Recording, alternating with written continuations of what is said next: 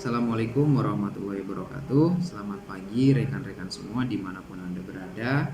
Kembali lagi bersama Budi. Pada kesempatan kali ini kita akan berdiskusi mengenai perkembangan hardware dalam kaitannya dengan sistem informasi. Sebelum kita mulai diskusi pada kesempatan kali ini, mari kita sama-sama mengingatkan menjaga diri dari sebaran virus corona yang saat ini sedang melanda seluruh dunia, khususnya Indonesia, dengan memakai masker, mencuci tangan dengan sabun atau menggunakan hand sanitizer, dan menjaga jarak ketika kita bertemu dengan kolega kita. Semoga Allah selalu melindungi kita dari sebaran virus corona ini. Amin. Kemudian masuk ke sesi yang pertama, apa yang Anda ketahui tentang hardware? Ya, hardware adalah suatu peralatan atau piranti yang bentuk fisiknya dapat dipegang dengan kedua tangan kita. Jadi dengan kata lain, perangkat elektronik meliputi komputer, kemudian ada smartphone atau handphone, ada tablet dan lain sebagainya yang bisa kita rasakan, kita pegang dengan tangan, itu merupakan suatu hardware. Kemudian apa saja jenis-jenis hardware? Hardware terdiri dari 3 jenis. Yang pertama ada input device, yang kedua ada processing device, dan yang terakhir ada output device. Apa itu input device? Input device merupakan suatu hardware yang berfungsi untuk menginput data atau memasukkan data ke dalam suatu perangkat, baik itu menggunakan teks maupun angka dan media yang lain. Sebagai contoh ada keyboard, kemudian ada mouse, ada mikrofon dan lain sebagainya. Kemudian yang kedua ada processing device.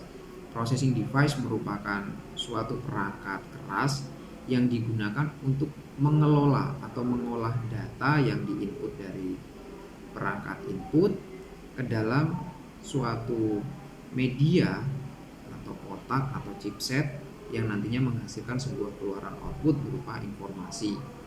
Nah, output dari processing device ini sendiri nantinya akan keluar melalui output device. Jadi output device adalah perangkat keras yang fungsinya untuk mencetak atau memvisualkan apa yang sudah dikerjakan pada input device dan processing device. Kemudian kita akan membahas mengenai macam-macam hardware. Pada input device kita akan menjumpai yang pertama namanya keyboard. Nah, keyboard ini sebuah papan ketik terdiri dari numerik dan alfabetik. Jadi pada keyboard ini nantinya kita bisa menginput data berupa teks ataupun angka-angka sehingga nantinya bisa dikelola menjadi suatu informasi. Kemudian yang kedua ada mouse atau pointer. Nah, ini biasanya digunakan untuk menggerakkan kursor. Di samping itu mouse juga bisa mengeksekusi beberapa perintah seperti drag and drop dan lain sebagainya. Kemudian yang ketiga ada bar scanner. Nah, bar scanner ini berfungsi untuk men-scan atau memvisualkan data dari suatu barcode. Nantinya barcode ini akan di-scan, kemudian di dalam komputer akan tampil nama barang, spesifikasi barang dan lain sebagainya.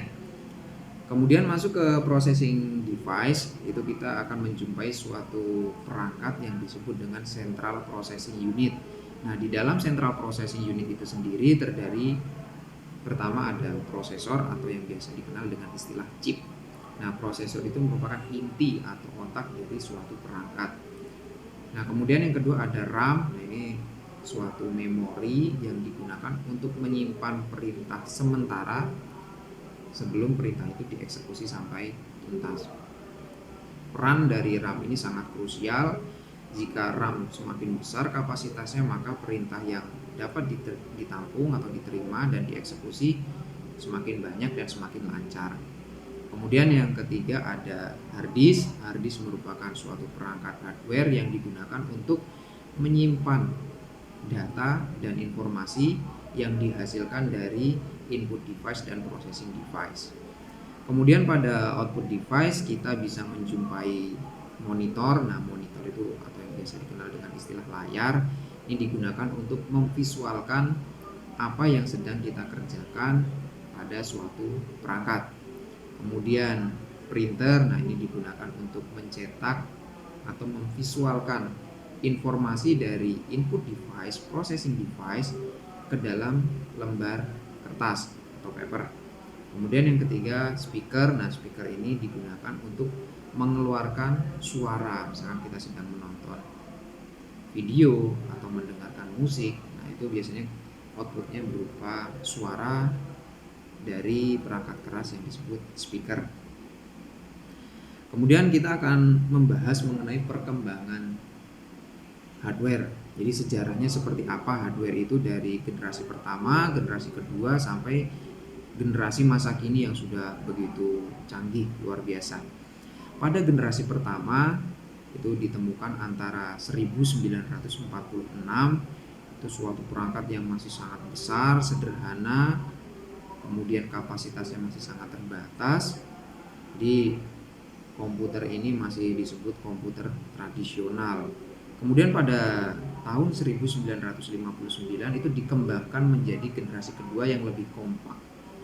Namun juga masih banyak keterbatasan di dalam perangkat komputer generasi kedua.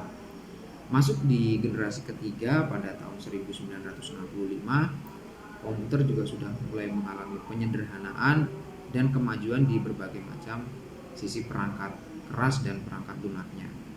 Kemudian pada generasi keempat yang dikembangkan mulai tahun 1970, ini komputer sudah kompak sekali, sudah mulai menghilangkan berbagai macam fitur yang tidak perlu, disederhanakan ke dalam chipset yang lebih kompatibel. Nah, kemudian apa kaitannya perkembangan hardware dengan sistem informasi? Seperti kita lihat pada gambar pertama di kiri atas, itu merupakan visualisasi dari komputer generasi pertama. Kita bisa melihat berupa seperti rak-rak. Nah, di situ memorinya besar tapi kapasitasnya masih sangat terbatas, dimana untuk memeriksa juga memerlukan waktu ketika ada kerusakan. Masuk ke generasi kedua kita bisa melihat sudah mulai lebih ringkas, lebih kompak, lebih praktis, dimana komputer yang tadinya seperti lemari-lemari sudah mulai geser ke suatu perangkat yang lebih sederhana. Kemudian masuk ke generasi ketiga kita sudah bisa menjumpai komputer jauh lebih disederhanakan lagi menjadi 3 bagian. Yang pertama ada layar atau LCD, kemudian ada CPU Central Processing Unit dan input device berupa keyboard. Nah, pada generasi ketiga layar yang digunakan masih menggunakan layar tabung.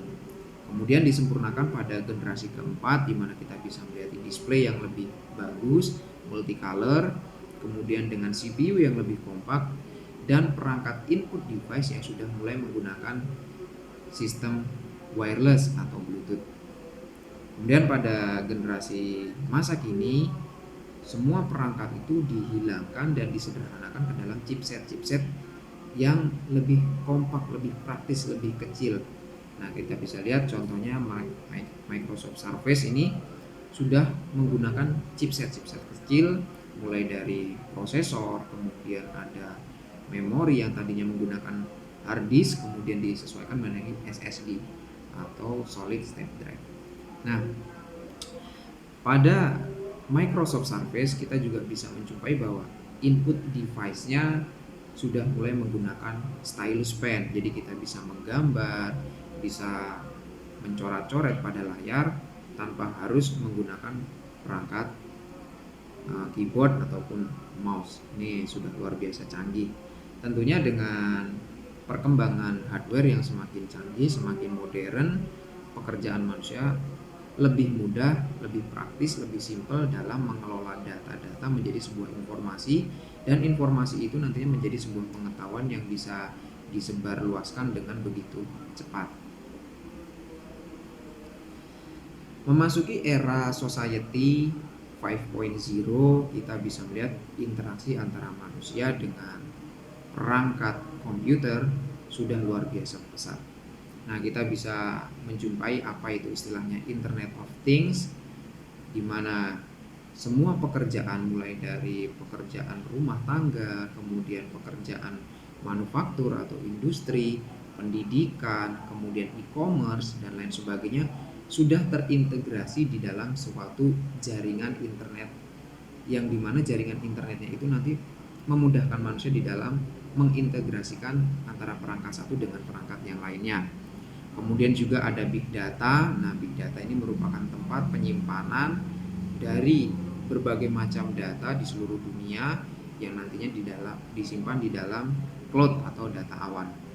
Kemudian juga ada artificial intelligence atau kecerdasan buatan, di mana kecerdasan buatan ini merupakan copy paste dari otak manusia, disederhanakan, dikembangkan, kemudian diciptakan dalam bentuk lain, yang nantinya bentuk lain ini menjadi suatu perangkat, menjadi perangkat software yang nantinya digabungkan dengan perangkat hardware, sehingga pekerjaan yang tadinya dilakukan oleh manusia bisa digeser menjadi pekerjaan yang dilakukan oleh mesin atau robotik. Nah, dengan kombinasi dari Internet of Things, Big Data, dan Artificial Intelligence, semua aktivitas manusia bisa dilakukan lebih cepat, lebih hemat, dan lebih mudah, serta aksesnya bisa dilakukan di mana saja dan kapan saja. Demikian penjelasan mengenai perkembangan hardware. Semoga membantu. Sampai berjumpa di sesi-sesi selanjutnya. Assalamualaikum warahmatullahi wabarakatuh.